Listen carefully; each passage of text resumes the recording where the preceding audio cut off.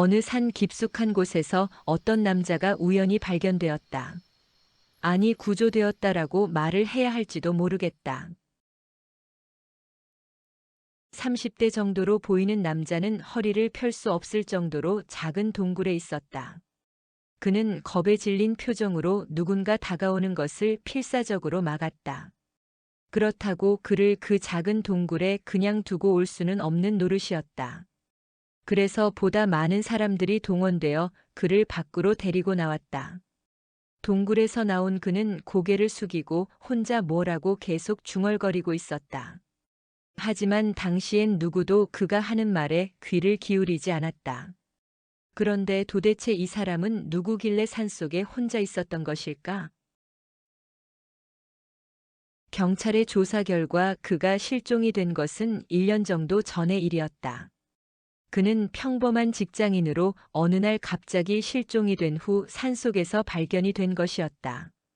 하지만 그가 살았던 곳에서 이 산까지는 차로 3시간 넘게 걸렸다. 이런 곳에 혼자 왔을 리가 없다고 생각한 경찰은 납치를 의심했다. 하지만 아무리 수사를 해봐도 납치 정황이 발견되지 않았다. 그렇다고 그가 혼자 그 산까지 왔다는 증거를 찾은 것은 아니었다. 갑자기 사라졌다, 갑자기 나타났다는 것 외에 달리 설명할 수 있는 방법이 없었다.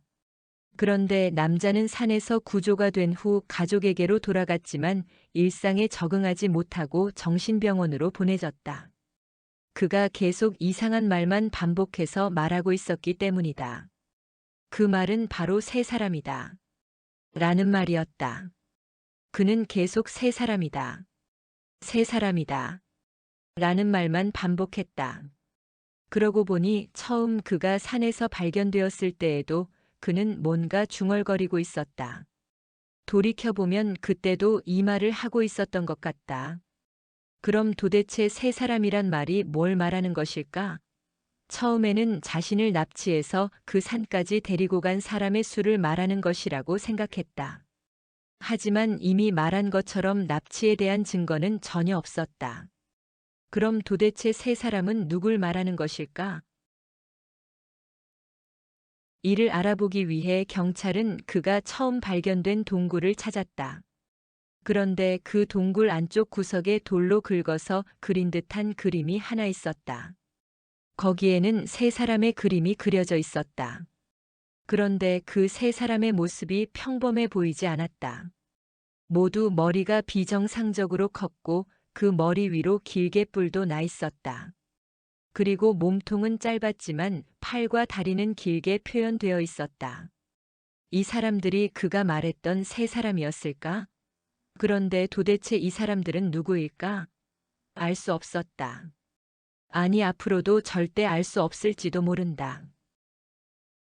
그 남자가 정신병원에서 갑자기 사라지고 말았기 때문이다. 병원 내에 설치된 모든 보안 카메라를 살펴봤지만 그의 흔적을 찾을 수 없었다. 그런데 그가 있었던 병실 벽에 동굴에 그려져 있던 세 사람의 그림이 똑같이 그려져 있었다.